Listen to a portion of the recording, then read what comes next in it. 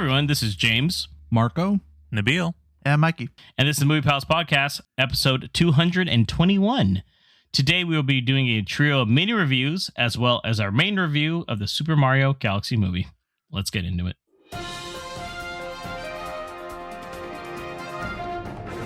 So before we get into Mario going cosmic, Mikey was the winner of our Oscar bowling or Oscar ballot winning, however you want to call it. And as is tradition every year annually, the winner assigns the other movie pals a movie to watch. So Mikey assigned us some movies this week. And let's see what he had in store for us. All right, so I went ahead and picked a movie for all three of you. And we're going to have you guys do like a little mini review for it. And we're going to start with Nabil. How did you like your movie? Well, all right. So I was given the film The Report from 2019. Let me ask you a question. Why did the CIA torture people, lie about it, and then hide it from history? After 9/11, everyone was scared. Scared it might happen again. We need to stop attacks in the future. And we are in whatever business it takes to get the job done. Find out exactly what they did. So let's just give some info on the movie. It has a Rotten Tomato score of 83%. It was directed by Scott Z. Burns, who hasn't really directed much, but he did write Contagion in 2011 and Side Effects in 2013. He also wrote this film alongside Catherine Eban. And this film was originally released on November 15th of 2019. It stars a few big names. It has Adam Driver, who plays Daniel Jones. Annette Bening's in it as Senator Dianne Feinstein. John Hamm plays Dennis McDonough. And we also have Michael C. Hall in as Thomas Eastman. This film had a modest budget of $8 million and a amazing box office return of $275,000. So, doing good, right for this kind of genre. The synopsis, essentially, it is about an idealistic staffer, Daniel Jones, Adam Driver's character. He's tasked by Senator Dianne Feinstein to lead an investigation of the CIA's detention and interrogation program created in the aftermath of 9/11. And essentially, Jones's pursuit of the truth leads to findings that uncover the lengths to which the nation's top intelligence agencies went to destroy evidence, subvert the law, and hide a shocking secret from the American public. And spoiler alert, if you don't know what that secret is, it's torture. So, what did I think about the movie? This is very much a Nabil movie. So, it's a good. political. I wouldn't call it a political thriller so much as it is a political film. Because there's not a lot of action in the movie. It's more talking here. But it is essentially seeing Adam Driver try to uncover all these past misgivings of the CIA specifically, and partly the FBI on trying to gather up terrorists during 9/11, after the post wars of 9/11, Afghanistan and Iraq, and trying to interrogate them. And it goes through what the CIA covered up, and he's uncovering that and writing this big report to present to Dianne Feinstein, who will then present it to Congress, and then hopefully Congress does something about it. And it makes a law to stop the CIA doing that or whatever it is. And so it's a little drama on that, and Adam Driver's character is really like, gung-ho of like, we need to get this out there. We need to tell the people the truth, And this is a true story. This is a real thing that's happened. But, government, politics, things aren't as easy, and it takes him like 10 or 15 years of his life to like finally see something happen of this. So it's quite some time. So it is an interesting film. I found it intriguing, the concept. I knew a lot of this already, but there were some things that did stand out, like just the way the film kind of portrays the reasons the CIA went about this, like how they went about contracting people to help them with the interrogations, why they went the method of the interrogation route, the more extreme interrogation amount that they did was interesting, like finding contractors to help them, like bogus psychic theories and things like that. Like I didn't know some of the specific details. It was interesting where they were buying into it and still kind of were doubling down because they don't believe in like the sunk cost fallacy apparently. So they just kept going in with it thinking they were going to get results. But yeah, it was an interesting story, but I can see why it didn't do well in the theaters. Like this would have been fine to have like as a straight to streaming. This is an Amazon film. It would have been fine just to stay on Amazon and then, to catch it as something like that. So I can see why you gave it to me, though. It's definitely a film up my alley. Honestly, I don't think there's a lot of people, definitely not on this pod, that would be interested in this film. I don't know if there's a lot of people that would be interested in this take, unless you're really into like politics. Then I would say, yeah, it's a great story. If you're interested in what happened, during post, during the Iraq War and post 9/11 and things like that, and what the government was up to. This gives you that synopsis. But I to be honest, there's probably really good documentaries out there already that even give you some of this insight. So, you may not, the mileage varies for this kind of movie. But to say all that, I enjoyed it. It was for me, and I rated this 4 stars because I thought the story was a solid story. But again, that's my cup of tea, so it's not everybody else's. I couldn't recommend it strongly for anyone else to go through it. Yeah, I'm glad that's the reason I picked it. I knew you were kind of into political dramas or like historical dramas, those kind of things. So I was just like, hey, this is right in his lane. I don't see like the review on Letterboxd or anything like that, so I didn't think you'd seen it. Which was one of my goals. I wanted to make sure no one's seen. I'd known about the movie, but for some reason, it never was like anything that caught my interest enough to want to watch it. I was like, I'll get to it one day. So the fact when you mentioned it to me, I was like, oh yeah, I remember this film. This was on, and I looked. I have it on my Amazon Prime queue, like way in the back somewhere, of like to watch it one day.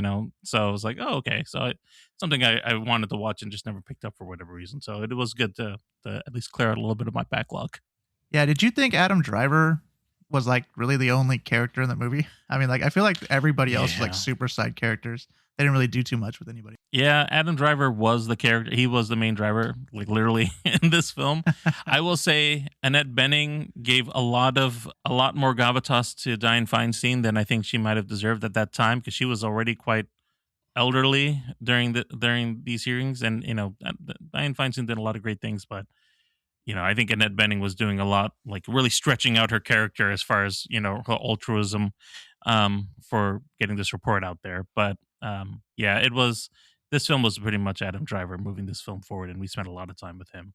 I'm glad you liked it. Yeah, I was hoping it was good. I appreciate the pick. It wasn't torturous for me, but again, very dialogue heavy, not much on the thriller aspect of the political, more political if anything. So I was gonna say I've never even heard of this movie. So you watched it, actually. Really? Did I see it? You have a review in Letterboxd for this one. Wait, what is this movie again? It's called The Report in 2019. You definitely reviewed it. No, I didn't. There's no fucking way. Hold on. Great. Really? That was the before times. Yeah, no, I have seen. And he doesn't remember it. What the fuck? So that's how memorable it wasn't for James, because this motherfucker remembers I have a everything. Full breakdown of this. Oh my god! When the fuck, dude? Wow. James, I'm not gonna lie. I think I have seen this movie too, but I can't remember.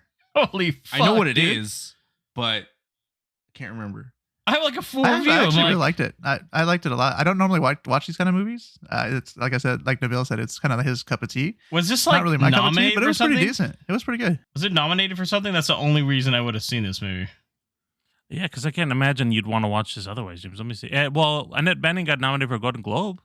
For Best That was Actress. probably me trying to get back in the day, getting ahead of shit like months in advance. Yeah, that might have been it, because that's the only big nomination is Annette Bening. Again, doing a lot of work for Dianne Feinstein. So. Wow, I gave it 3 stars. You said it was an interesting movie. Look at that. Yeah. Looking at your Wow. review here. Christ. Yeah. Wow.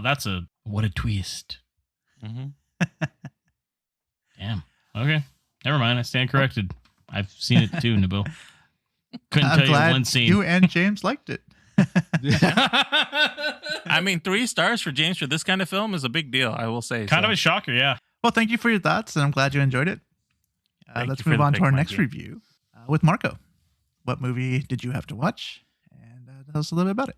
I was given the satirical dark comedy Network. And now, the distinguished television news commentator, Mr. Howard Beale. Ladies and gentlemen, I would like at this moment to announce that I will be retiring from this program in 2 weeks' time because of poor ratings. Since this show was the only thing I had going for me in my life, I have decided to kill myself. I'm going to blow my brains out right on this program a week from today. What the hell's going on? Directed by Sidney Lumet, who did 12 Angry Men in 1957 and Serpico in 1973. Written by Patty Chayefsky, who did Marty in 1955 and The Hospital in 1971, 2 movies I've never heard of. It had a budget of $3.8 million and a box office return of $23.7 million. So pretty successful. Released November 27th, 1976. So I was the ripe age of 21. And this movie stars Faye Dunaway as Diana Christensen, William Holden as Max Schumacher, Peter Finch as Howard Beale, Robert Duvall as Frank Hackett, Ned Beatty as Arthur Jensen, and Wesley Addy as Nelson Chaney. And a brief synopsis of the movie is a television network cynically exploits a deranged former anchor's ravings and revelations about mass media for its own profit, but finds that his message may be difficult to control. My initial thoughts was it's a pretty decent movie. It's very dialogue heavy as well. I'd say if you're not in the mood to watch this movie, you're probably going to fall asleep. And that's not bashing the movie. It's just that you have to just really, follow the dialogue and listen to what they say and what's going on, because they use, I guess, a lot of in business talk about, TV networks and whatnot. But overall, I think it was, it was good. One thing I really noticed is that there is no score. It is pure dialogue. There is no music whatsoever. Like, not even for the beginning, title card, not even for the end credits. It's just it begins and ends with like the sounds of typewriters and the sounds of people moving in the TV network, and I thought that was pretty interesting. It almost like plays out like a play, really, which gives it a sort of defined look. I thought the performance is really good. I thought that actually, just kind of touching on the music stuff. I thought I was going crazy at first. Like, I didn't hear music, and then I started watching like the first 10 minutes again. I'm like, oh, they're just the newsroom like background noise was basically the score. Mm-hmm. It's kind of weird. It threw me off at first, but it actually didn't bother me like in the middle of the movie or anything like that. That's diegetic sound, by the way. That's Sidney there we Lumet go. was big on that. I've actually seen this movie, so are you sure? I watched it in college, so yeah. Oh, okay. Yeah, this is supposed to be an all-time classic film. Pretty famous movie. Yeah, it's pretty famous film. It's pretty. There's a very infamous scene in this, and it's a very infamous quote as well too. It's when I'm as mad as hell, I'm not going to take it anymore. And quite frankly, this is the first time I'd ever seen this movie. Obviously, this is, I guess, why Mikey chose it for me. And I've always wanted to watch it because of the fact that it had that quote, and I've seen it used. There's also another infamous quote, and you will atone, which the only other time I heard it was during Better Call Saul's first season. Saul uses it in one of his meetings. I'm like, what movie is that from? And now I know. But going back on the sound part and the music, I found that very interesting compared to nowadays, where it seems like almost every scene in a show or a movie has a score or has music in the background. They never very rarely do they let a movie breathe. And I did appreciate that about the movie. Really, you're just following Faye Dunaway and William Holden as they decide to figure out what they're going to do with the character of Howard Beale, who pretty much has a mental breakdown during one of his news broadcasts. And the network, which is being picked up by a larger conglomerate corporation that's sucking up other networks, is trying to find a way to profitize this and use the guy's like deranged mental health to just make more money and rack it more in because their ratings are dipping. There's a lot of talk about that too, about ratings, about stock prices and stuff. And that's why if you're not following the dialogue, you're just going to feel really lost, and you're going to be like midway and be like, what are they doing? Which is probably one of my major critiques of the movie. Is it uses a lot of jargon that if you're not familiar with and you're not really paying attention to the plot, you're just going to be pretty lost. But that aside, if you are actually paying attention, it makes it for a very interesting story just to see where it is that they're going with this, because the network is not only using Howard Beale, they're using other political movements like socialists, communists, Maoists. They're using all these other political affiliates in order to profitize and control the narrative for their own benefit. They really, there's at one point where they're discussing in a meeting room that they don't care what anybody believes or says, so long as that they can spin it. I'm paraphrasing. That's not how they say it, but that's pretty much what they're saying in a nutshell. And it's interesting because it's at a point in time where networks and news start to really use sensationalism and dramatization in order to present their stuff. And I found it interesting in comparison to social media. Now we're in a social media friends where that's kind of happening too. And I figured that's probably the main reason why Mikey suggested this movie for me. Is it's kind of up my wheelhouse, but it's a bit dry for my taste as well too, if that makes sense. Yeah, I mean, I went through a few of the movies that we had talked about on the podcast and some of the ones we've talked about off podcast as well.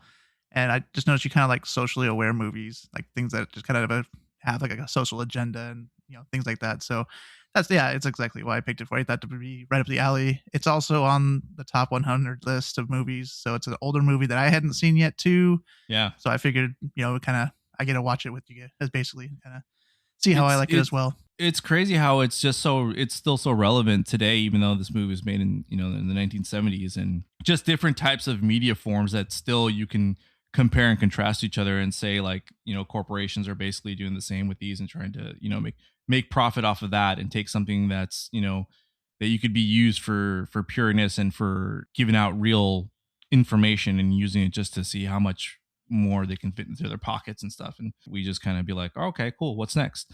The ending, which I'm not going to spoil here, but it was quite shocking. When I saw it, I realized that the ending to this movie had been spoiled, but it was told to me a long time ago that I'd forgotten. But it is quite shocking, and I did like the fact of the treatment of the ending, and it's just like it's kind of like a little chef's kiss to an ending because it's purposefully anticlimactic, and I like that. I was like, an event happens that's supposed to be so shocking and that's supposed to just kind of like, you know, skip the needle on the record, but they just treat it like it's just business as usual. What's next? And I liked that it ends on that note, and it just sort of, you know, goes to credits. So I did appreciate that about the movie. Would I recommend it? I would. I think if only because I think it's relevant. But again, you'd have to sort of be in the mood to watch it, because otherwise, you know, for audiences of today, you'd probably get distracted too easily, and you'd probably fall asleep in some scenes. And again, I'm not insulting the movie. It's just the style that it's filmed in. It has a certain aesthetic, and it deserves your full attention if you're going to watch it. Yeah, you can't do second screen viewing on this one for sure. You got to pay attention to it. You got to kind of especially digest what's there. It's not going to. Yeah, like come on, Sidney Lumet is one of the most like famous American directors of his time. Yeah, I mean, he's a really pretty acclaimed director, so that's pretty solid, man. With that, I'll give it my rating. I'll give it 3.5 stars just because of the substance in the movie. I think again, it's relevant to today. It probably will continue to be relevant depending on how our media advances. Whatever succeeds, social media eventually. I think it'll just be another good look in the mirror at that medium. And yeah, I've still liked it. Again, it's something you have to be in the mood to watch, but I think it's still worth a 3.5 star rating. Agreed. We will move on to James here. James, what was your movie and some thoughts on it? So apparently, Mikey just wanted to give you a super depressing one. So I saw this 2017 film called Super Dark Times. Oh my God. Yeah! Let me see that. Give it back. You want it? Come and get it. Hey, stop! Stop! What did you do? What did you do? Do you remember Daryl Harper? Got a call from his mom. Guess he never came home last night. Did you see him at school today? Are you okay? There's just a lot going on right now.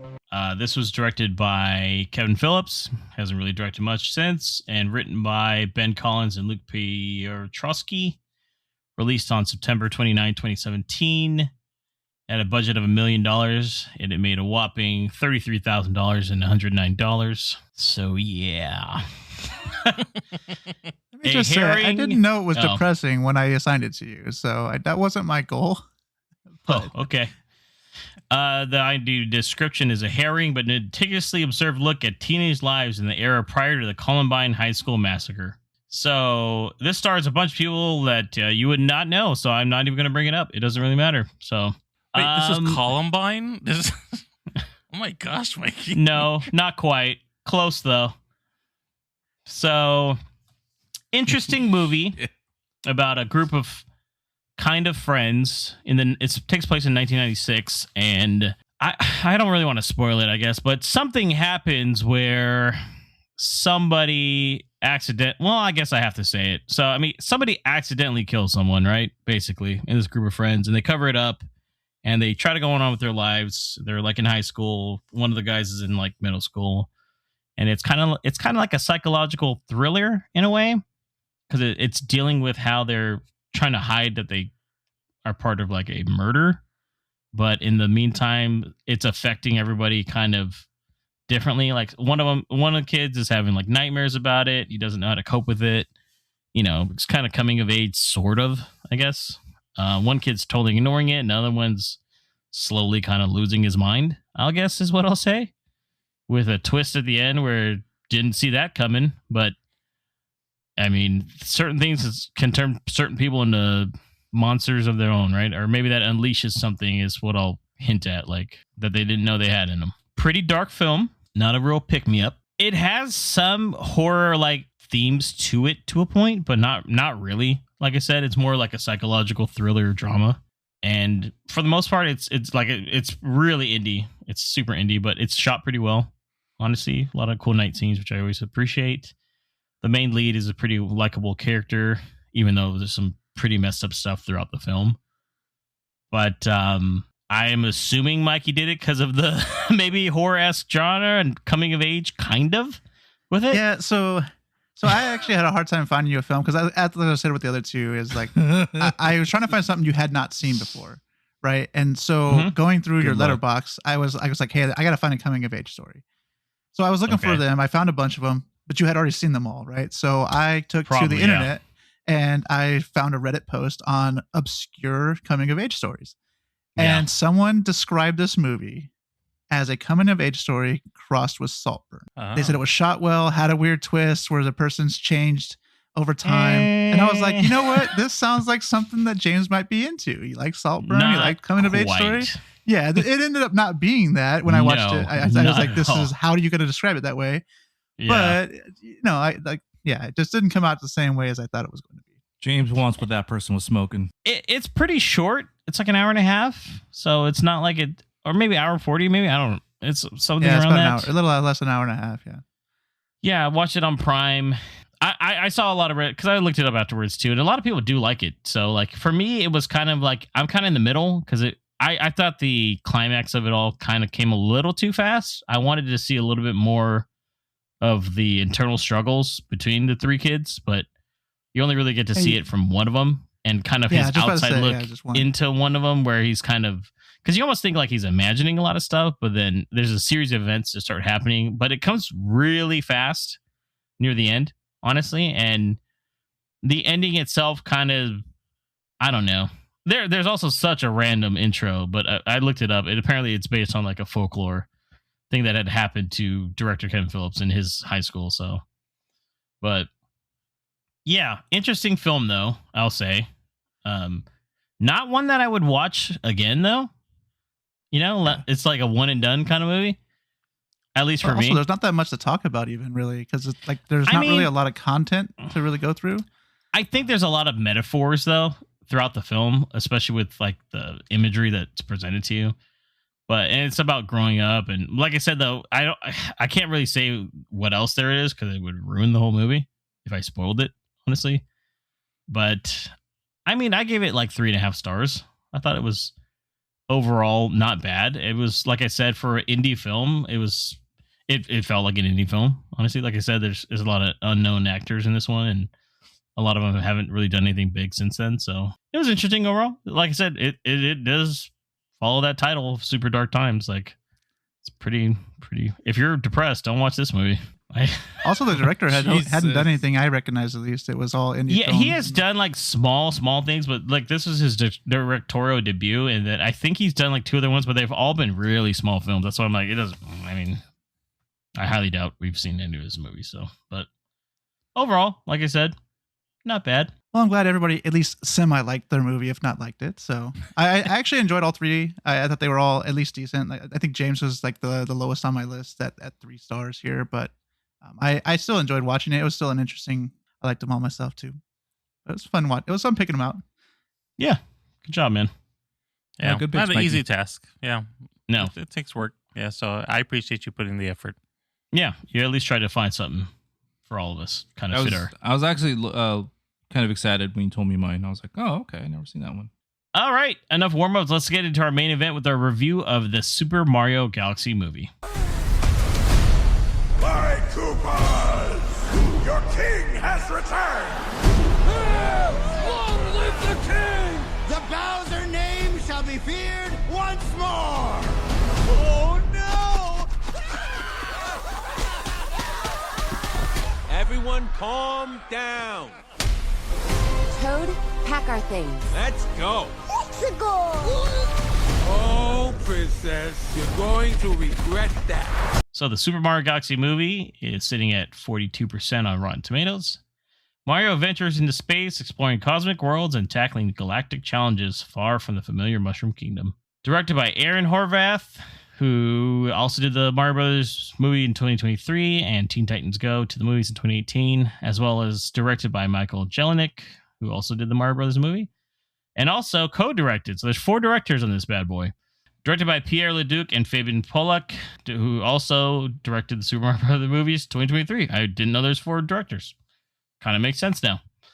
This is written by Matthew Fogel, who did Lego Movie 2, second part, Minions: The Rise of Gru, and also the Super Mario Brothers movie from 2023. Budget of $110 million. It's sitting at about $370 plus million as we speak. So this was released on April 1st, 2026 in theaters. This stars Chris Pratt. These are all voices, of course. Chris Pratt as Mario, Anya Taylor-Joy as Princess Peach, Charlie Day as Luigi, Jack Black as Bowser, Keegan-Michael Key as Toad, Benny Safdie as Bowser Jr., Donald Glover as Yoshi, Glenn Powell as Fox McCloud, and Brie Larson as Princess Rosalina. So before we start our main review, what is your history with the Mario Galaxy games on Wii/Switch? Because now it's on Switch too. Start with you, Nabil. Well, Super Mario Galaxy was the first game I played in a long time on Wii between the Super Mario Brothers World, to be honest, on SNES. I didn't really play a lot of GameCube games, so I never played any of the Mario, except for Smash Brothers, I think I played on Mario that had Mario in it, or Mario Kart maybe, but like not a solo Mario game. And so I played Mario Galaxy 1, and I thought it was like one of the best games I'd played at the time on Wii. I never made it to Super Mario Galaxy 2. Like, I forgot that it even came out until the re-releases came out on Switch. I was like, oh, there was a sequel to this. So I might still try to play that. But I remember playing the first one, and I enjoyed every minute of it. It was a great game and a unique experience. Nice. Marco, Mikey, leave it open for you guys. I have not actually played the Mario Galaxy games, which is weird to say out loud. I actually thought I had played them, and then I saw some of the characters in this, and I was like, I don't know where these are from. And then I realized I hadn't played it, so I bought them, and I will be playing them soon. So nice. I've briefly played the first Super Mario Galaxy, but at the time, for some weird reason, I didn't really get into it. I was familiar with it, but it's something I've been wanting to do, so I may take a page off of Mikey's book and maybe play them as well. I guess I'm the only one that's played both of them and beat them both completely. So really, yeah. 1 and 2 are really good, fun games. A lot of people like them a lot more, I guess. But do you like 2 more than 1? Was it a good sequel, or? Yeah, you get Yoshi in number 2. So. Oh, okay. I mean, there's a lot of references to this movie too. Like, for instance, like Bowser Jr.'s character with the brush. That's from Super Mario Sunshine. So Super Mario Sunshine, yeah. Yeah, so it's like, have you played Sunshine? But we can go down the lane. What's all the Mario games have you played?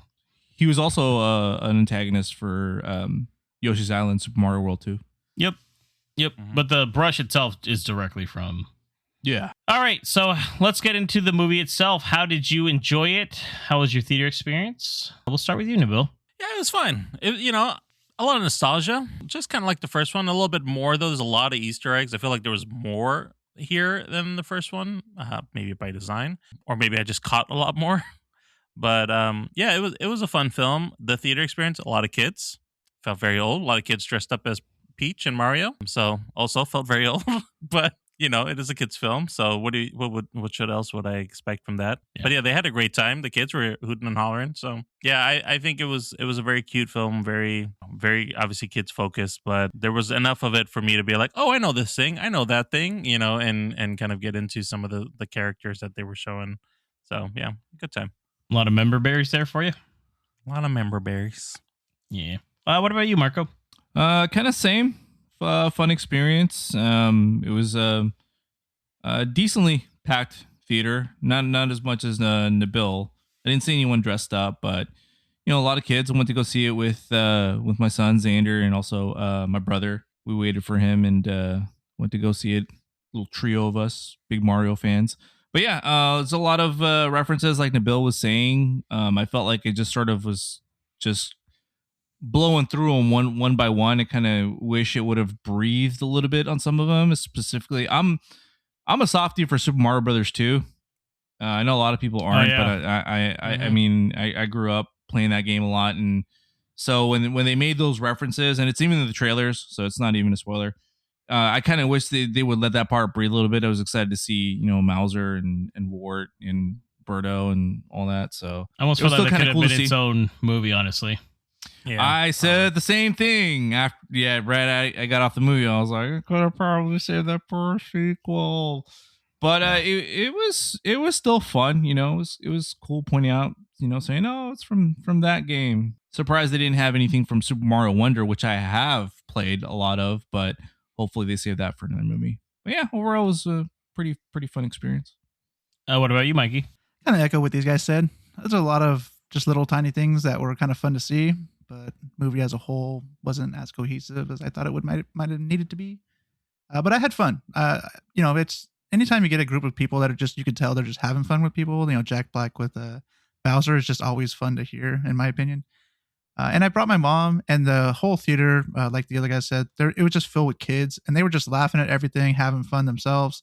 And it just kind of brings the mood a little bit lighter. It's like, oh, hey, the kids are having fun. I want to have fun too. Made me feel young again. Nice. I guess I'm the Grinch here. No, I'm just kidding. It was okay. I thought it was all right. I mean, the plot was really bare bones again. There's a plot. I feel like they rushed through a lot of it. A lot of it's like, I almost feel like this is like a DC Zack Snyder kind of look here, honestly. Like they're throwing a lot just to get a multiverse kind of feel to it all, or a connected universe, where I don't think they need to do that. My main complaint of the first one, there wasn't enough adventure. And this one, there is to a point, but they also go through it so damn fast. Like, man, like I agree with you, Mark. Like, let it breathe a little more. Like, I don't need all these references, Yeah. You're already introducing a lot of new characters in this one, and I felt like a lot of characters were underused. They don't really do anything when they're introduced. There no spoiler, but there was a scene with Wart. He's on the screen, and you think, where's this going? Goes nowhere. That whole casino scene was pretty much filler, honestly. There's a lot of filler scenes in general. Yeah, which they could have used for a cool adventure.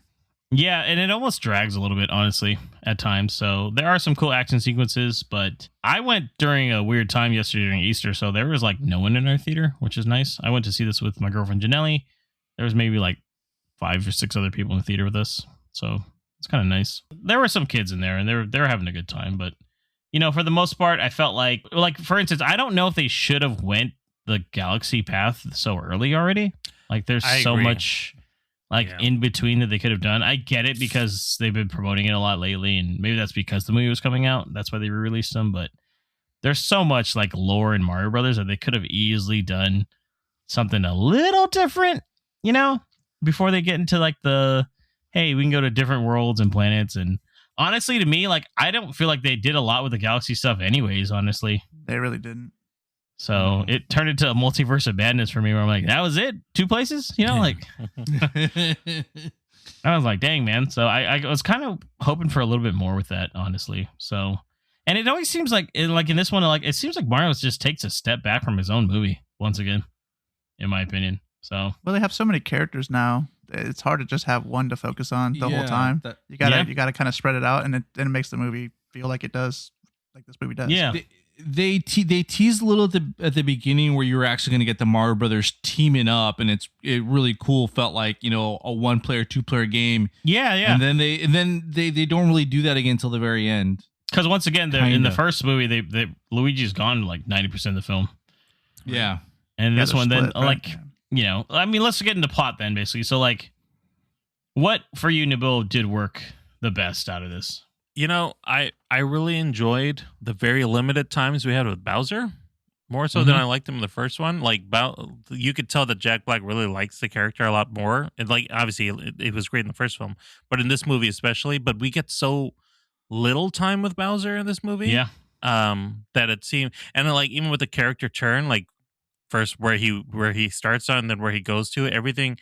Like you guys were kind of saying, it doesn't breathe, so everything seems very rapid. The change in the character, but I like Jack Black. I like the connection of Bowser interacting with Mario and Luigi, and like Mario hating Bowser and continually hating. Like, I like that dynamic. It was funny. And then Luigi's like, give him a chance. He's fine. He's, like it was a little good back and forth there. And just Mario altogether. What I didn't like though was Yoshi, because I feel like we didn't get much of, like, there was a lot of hype in the trailer, but there's a couple scenes, and they kind of already showed in the trailer, where he's funny, but we don't really get much of Yoshi in this movie either, like to spend with him or to see a bond between him and Mario. Like, he's just kind of, I think, what is it, like there's a montage a little bit with him doing, well, with everybody, but with him being kind of thrown in to do certain things. I'm like, well, why even introduce him then if we're not even going to really use him? Like, he's a core player, at least in a few of the games. So I don't know. I think that was a bit of a letdown for me. I like the interaction between Yoshi and Toad though, because like Toad hates him. He's like, "Oh, yeah, did you come back in, he's got a dinosaur." Like, but they don't lead into it too much. But yeah, I almost feel like that was great. Yeah. It's more like just stating the obvious, like, oh, he's just going to be part of our team now. We're not really going to talk about it. It's kind of like, yep, pretty much. Just and like, he's such an adorable character too. It's Janelle's favorite like Mario character, so I was hoping a little more. Like, his intro is really adorable. How they kind of like, hey, but then I was like, yeah, he didn't come out as a baby though. That's weird. No, not to parrot what you guys are saying, but that's really my criticism too about the character. Like, it's like you guys saying, he's a big memorable character, and for them to kind of just introduce him and then not really do much with Yoshi, or not even make him central to the plot, really. Like, they could have done this whole movie without him, truthfully. Just not even have him in there. Wouldn't have changed the outcome of anything, really. Like, even at like during a fight scene, like, they kind of use him as a gag, and I'm like, dude, he has some really cool powers. Like, you give him a shell, he can spit fire, he can fly, he can, stomp, all these other things. So they don't really utilize the character for what you use him for in the game, in the lore. Yeah. And totally, like, I wish they would have taken the Sonic route and just introduce characters one movie at a time, and it builds up, and it feels better, feels paid off, and they are central to the character. And again, that falls back to what we were saying, that they just too many characters in one movie. James said Zack Snyder style. Like, just, dude, save some of these guys for other movies. You don't need to overstuff the movie. Let some of it breathe. Let the Mario brothers be the Mario brothers. It's almost like they should have. I thought when they were hinting at, post-credit scene for the first movie is the Yoshi egg hatching, I thought, oh, the next movie is going to be like Yoshi's Island, or like, that's what it's going to be a central. Right, He's going to be the central figure. And then I was like, never mind, because they showed some Yoshis at one point. I think like a herd of them or something, right? So that there's more of them, but wouldn't have been that hard to do. The next one, Mario World, Yoshi's Island, and then Galaxy. Have it. Have the things progress naturally. Also, like, just to kind of speak on what Marco was just saying, or what and Nabil here with Yoshi, is like, you can almost do that with any character. Any character they introduced, you could remove them from the film and it would still be the same movie. Yeah. Like, I mean, character-wise, jumping around here a little bit, like Rosalina, outside of her first scene, is really kind of just there, honestly, to include. And she's the Luigi of this one. Yeah, they kind of changed the lore around too, because that's not in the game, by the way. So with her relationship to Peach, and it's almost like there's a few characters, like Toad can be removed, and there could be like, why don't we just focus on Mario and Luigi going on an adventure with their newfound friend like Yoshi, and then they focus on that, because then you got, like I said earlier, there's just a lot of characters they introduced here, so it's almost getting a little bit too jumbled up, honestly, between that and Easter eggs and unnecessary change. But once again, it's a kids movie, I get it, but with the references they're making, there's no way a lot of these kids understand a lot of these references too, though. So, no. Mikey, then but what else? Anything else not work for you in the movie? I think we kind of covered everything. It's really just, it goes from scene to scene really fast, and so there doesn't really let the plot kind of develop. I mean, it literally is just saving a princess. It's just kind of what it boils down to. It's how do we get to where she's at, and then we just have a big boss battle. There's really not much more to that. It's everything else is just so minor. There's really not a lot to plot to. Marco, what did you think about Mario then in this one? Did you feel like he grew as a character at all from the previous one, or not necessarily? Really, he started just kind of middle of the road. Hold on, does he have any conflict in this movie at all? No, he's just confident. No, the only conflict really is just his inability to tell Peach how he feels about her, really, which is kind of like haphazardly done. Because there's at one point in the middle of the movie where I forgot about that, and I was like, "Oh, that's right. He's trying to like, it seems get the a little forced to her." In my opinion, it does. I feel like they could have, again, because of the way the plot moves and how the characters are separated. It doesn't really allow for that relationship to really grow naturally. It's like, we're told, but we don't really see it except for like a few little interactions. But again, the plot doesn't allow for that. Honestly, I don't really feel like they have the greatest chemistry together at all. I mean, I know that's kind of like a game thing too, because theoretically in the games they are somewhat romantically linked, but it's never like shown. If that makes sense, it's kind of just implied. It's they could have done one or two things. Either make his conflict with not being able to talk to Peach one thing, or his inability to trust Bowser as well too. I'm like, which way are we going? Because he's got too many things and they're not really focusing on one and not allowing for his character to actually grow. Like he's the same dude from start to finish, really. Yeah. As opposed to the previous movie. Yeah. Where the first one was like he had no confidence or had to kind of prove himself to everybody that he was more than just a plumber, right? So yeah, somewhat. Nabil, what about Peach then? This one, what was your opinions on Peach? I mean, she was fine. She's just going to find Rosalina, but I would say, had they done something where it was Mario and Peach going on the adventure together, that subplot romance would have worked pretty well. But it seemed like the story was trying to show like Peach was trying to have an adventure, even though she just had a big one. Like she's tired of being a princess or something like that, and she wants to go out in her world. And they to lean a little bit into it at the beginning, and then suddenly we just don't get. She's just there's not a lot of plot for her. In fact, to the point of where like she's traveling to get somewhere, and the Mario Brothers pretty quickly catch up to her, and it's like the whole half of the film for her to get there, and then they just get there behind her. It's like, oh, there you are. I was like, hey, Peach. Okay, and I was like, damn, they found her really fast. Yeah, like there was just nothing. And even honestly, like at the I questioned real quick. No, I questioned like, why did she leave without Mario? Yeah, because like, what was the point of that? Oh, like you got to watch the kingdom so you can have a montage sequence real quick. Right. Yeah. Really, right? Because I mean, which all could have been adventures on their own. Yeah, all those could have been their own adventures. So I mean, I don't. The whole point was to get her from A to B, right? To get her to the end is what they were trying to do. But there's so many other ways they could have gone about that. And I feel like they just really said, "Oh, wait, she's trying to get there. We're going to side skirt her now for the rest of the film until Mario's ready to catch up with her, and then let's move on to the end." So, gotcha. And then Mikey, so you said you had really played Galaxy, so Rosalina was a brand new character for you. We briefly spoke about her already, but did she do anything for you at all? Was she interesting? Was she not in the film as much as we were kind of talking? Well, I do know her from Mario Kart, so she's not brand new. No, but yeah, no, but no, I mean, I thought it was going to be kind of cool because you had like all these star kids in the beginning, right? It was like, hey, these are all my kids, right? And they were putting them to bed and reading stories and stuff.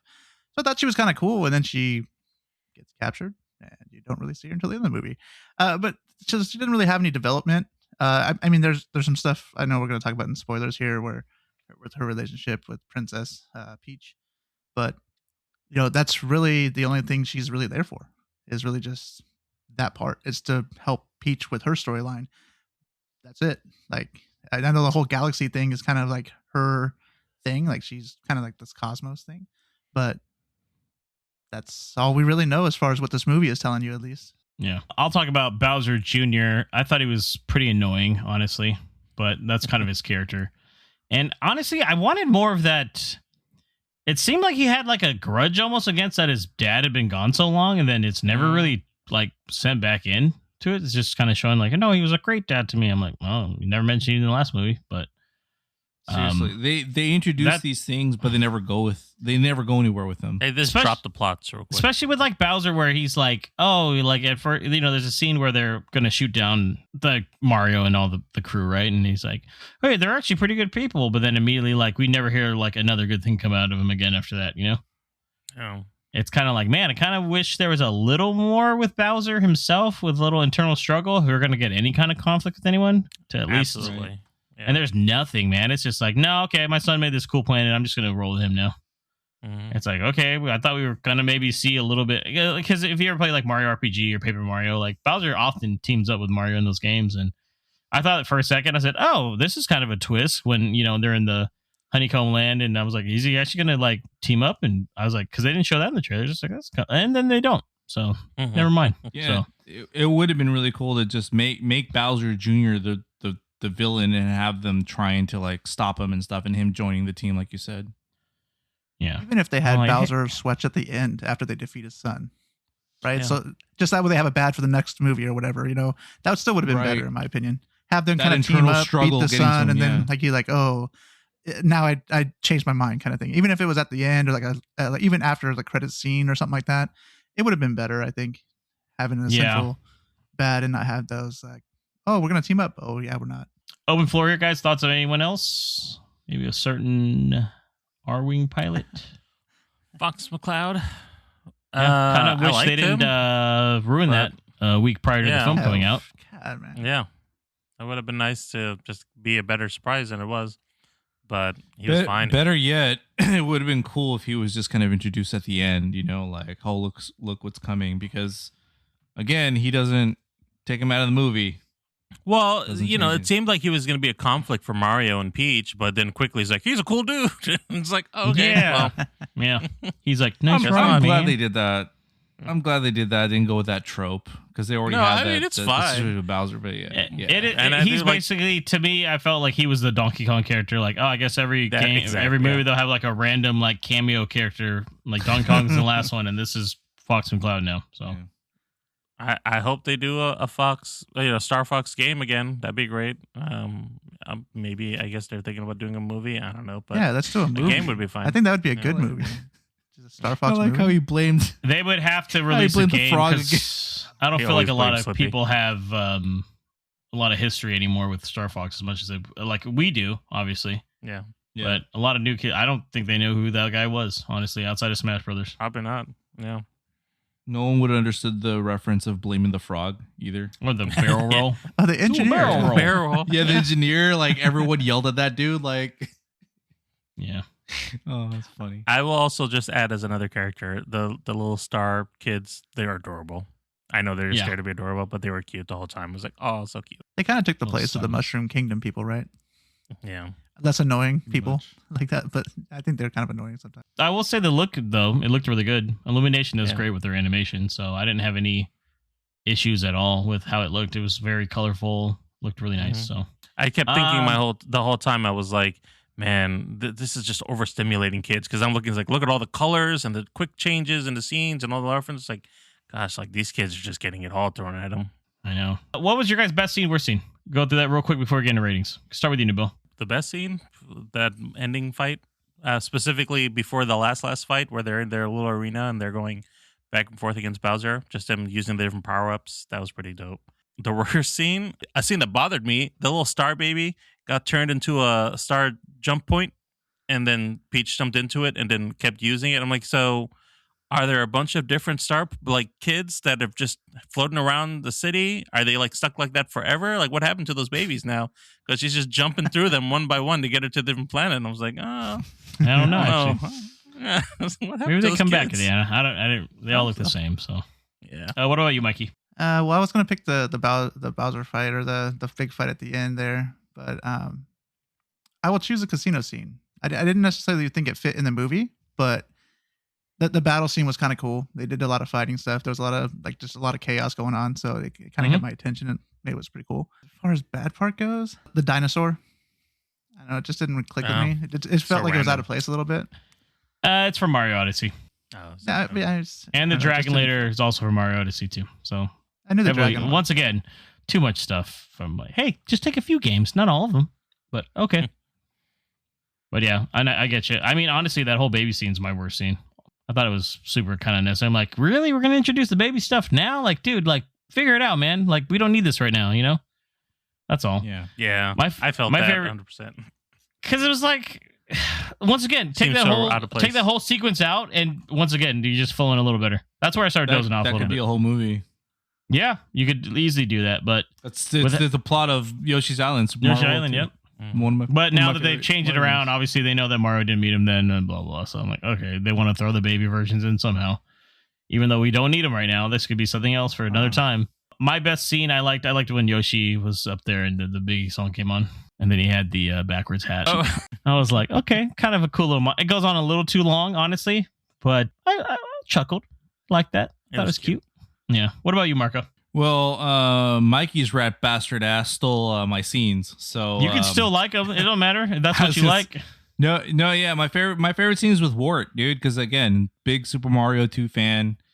For me, I think it's low key underrated. You know, you got to see all the bad guys from that one too, the ninjas, the Shy Guys. You know, again Mauser, who was really prominent in the old cartoon show, and I wish they would have had him more prominent in this movie, but I get it, too many characters. Yeah, the voice for Wart was perfect. I keep forgetting the actor's name, but Louis I thought it was hilarious. Yes, every time we thought it was hilarious, and the whole bubbles thing.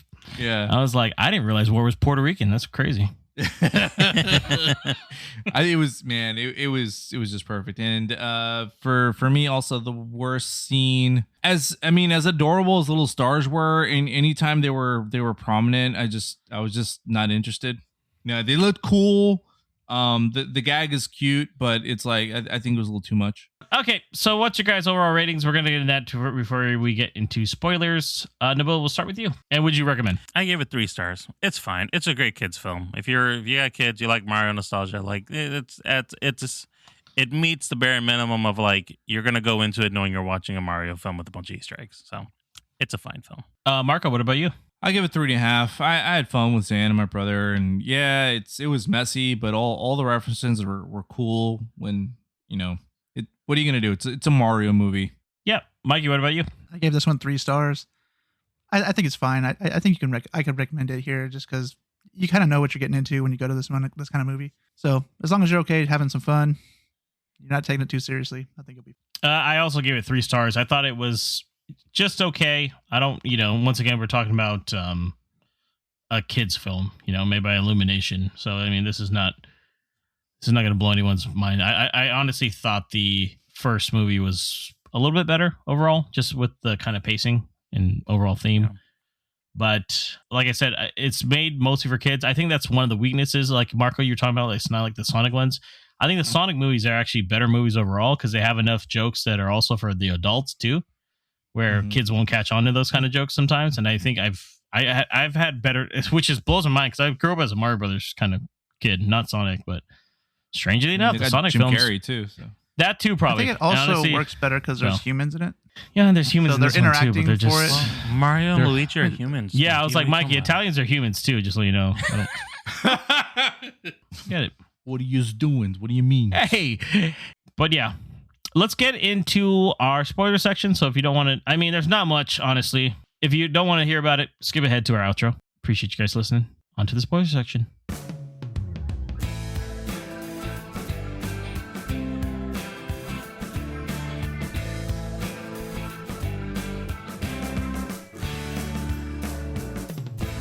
So Peach and Rosalina, right? They changed it up in this movie. They made it where Peach is like Rosalina's younger sister. Did that work for you guys? That's not in the game, by the way. I guess they're just trying to find a way to connect all these different princesses, it seems like. So, I guess it's fine, but I don't really see what the through line is. Like, what's the purpose of us getting her background and, like, carrying that Rosalina's her sister?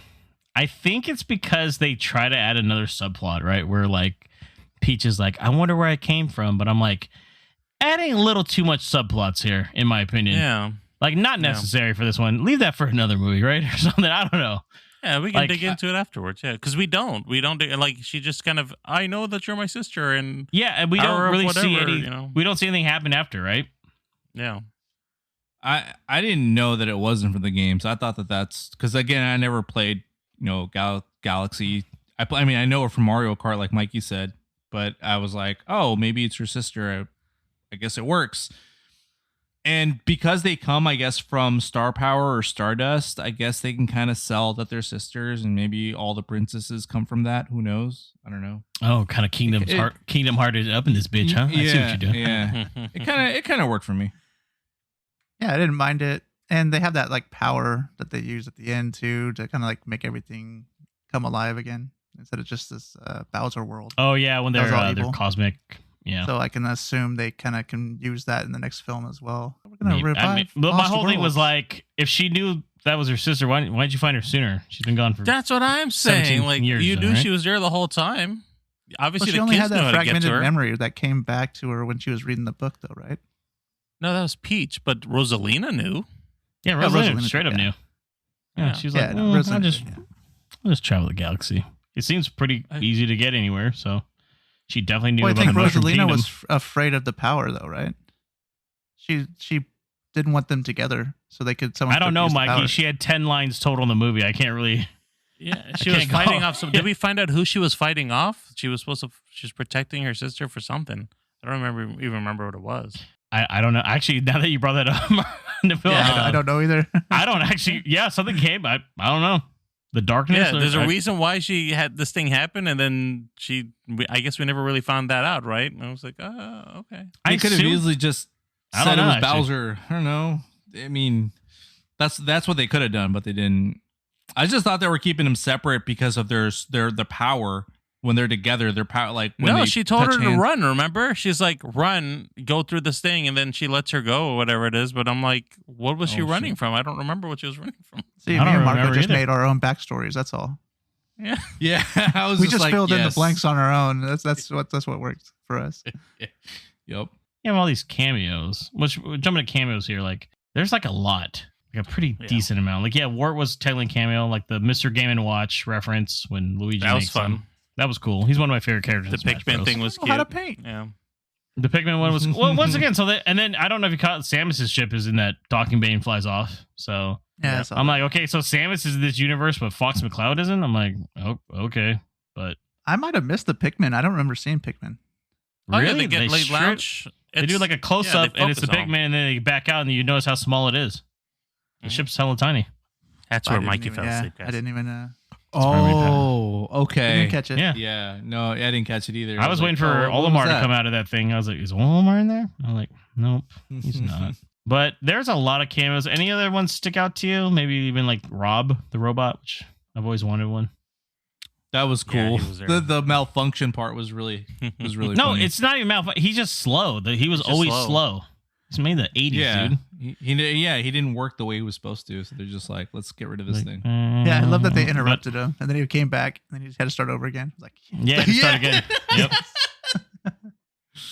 I'm like, they had the Nintendo set up in the Mario Brothers had the Nintendo set up in their room too, with the controllers wrapped up. I thought that was pretty cool. What about Bowser turning into Dry Bowser at the end? Open it up. Anybody? Is he gonna stay like that? I hope not. It seems I was curious about that too. I was like, how's he gonna stay like he's this? gonna have a magician or one of the magic. Yeah, they're gonna retcon it. Yeah. Kamek What's will his name? put him Kamek or whatever his name is. Yeah. Yeah, Kamek, Kamek here's your stuff back. Because Dry Bowser's not gonna sell toys like the normal Bowser. I just love that his kid was like, I found your femur, and they had some fun stuff with it after he kind of broke up. Yeah. A little disappointed they I had guess. Yoshi and they didn't let him do his little kick jump. He does do his kick jump when they're running away from the castle. Mm-hmm. Oh, he does his butterfly kick when they're running, and then he jumps off the edge. He does it, and then he lands on the flower. Okay. I saw it. I wanted more. Damn it. They only do it once though. I was like, didn't do nothing else. I can't believe like he only the shot super out an jump egg. where you jump with Yoshi and then Mario jumps off of him. You know. Yeah, where he like. Sorry, I'm just Yoshi. nitpicking. Would you just sacrifice? It's weird him? that they brought in the cape, his cape at the very end, and I'm like, that would have been kind of cool to put a flag on, I guess. Yeah. They brought the drill one from the. I'm like, they brought the drill one for real. I'm like, from New Super Mario Brothers. I'm like, come on, man, that was not even popular, dude. That seemed kind of random to me too. That and then just done the elephant instead. They even did the freezing one. Freeze one's more there, and then the cloud one too. But I'm like, and the cloud one, yeah. That's all stuff from Galaxy. I'm like, that's kind of random, but What would you guys want to see basically in a sequel? Because obviously it's going to be a sequel. There's no way it's They kind of already did it in this movie. I mean, I don't know officially, Mikey, but they're making a lot of money off of this. Yeah, they easily could adopt the plot from one of the games. Like the Mario 3 is very easy. Like the Koopa kids are taking over different worlds and they got to go defeat all of them. Could easily be a movie, or even Mario World could be a movie too, man. Yeah, but maybe like I know though. I have a feeling they want to do some like more cameos or like more crossover stuff. Do a Yoshi's Island one where they got to help Yoshi free the other Yoshis. The red one, the blue one. That's what I would think. The yellow one. See, but that's almost too simple now. Now that they've done Galaxy, I feel like this is too grand of a scale. So they're gonna we have to go bigger and better on the next one. I don't know. They're gonna have to go to more places. I wouldn't mind Odyssey. Get the elephants. Cool. Use the star portals to get to different locations. They're gonna have to. Yeah, Mike, I see that too. I mean, at the post-credit scene though, what did you think about that one? Showing Daisy from Super Mario Land, by the way. So I don't know what she's gonna do now that we've we had the spot with the scene with Yoshi in the first film. Like it's just gonna be like, oh, Daisy's here. I was like, that's supposed to be Luigi's girlfriend, right? Or plutonic That's what I was friend. Saying too. Yeah, I guess. Sure. Honestly, she just no voice either, so then obviously no voice for it. But it's almost like, hey, another character. Now there's another 15 people. Dude, we got the Warriors out here, bro. The intro, like the magic that they use is kind of cool. Yeah, when Rosalina came out and killed the robot, like in the trailer. Yeah. So I mean, I would have loved to see more of it, and obviously she seemed super OP. She was like breaking through like her restraints and stuff, and I was like, oh man. But then, never mind, we caught her in that little thing. Right.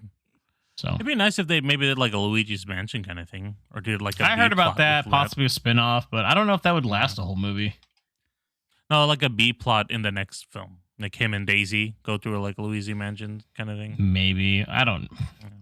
It feels also like they're building up this Super Smash Brothers, which is weird. I'm like, is that even gonna be like a good story? Like, okay, I guess. How are you gonna do Link when he's live action? We'll see how it plays out, but I mean, there's going to be plenty more of these Nintendo themed things now that they've kind of opened the floodgates a little bit. Yeah. Give me a Star Fox movie. Yeah, let's do Star Fox. Okay, so that wraps up episode 221 of the Movie Pals podcast. Marco, let everyone know how they can keep up with us. You can find us on every major podcast platform or galaxy, so follow and listen wherever you like. For links to all our socials and more, head over to linktree/moviepalspod. That's linktr.ee/moviepalspod. And don't forget to smash that subscribe button so you never miss a very super episode. And check us out on TikTok at MoviePalsPod for sneak peeks, quick takes, and behind-the-scenes clips. And stay tuned for our next podcast episode, number 222, where we will be reviewing Lee Cronin's The Mummy. And if you enjoyed this episode, drop us a rating and share it with a friend. It helps us a ton. Thank you for listening. This is the Movie Pals, signing out.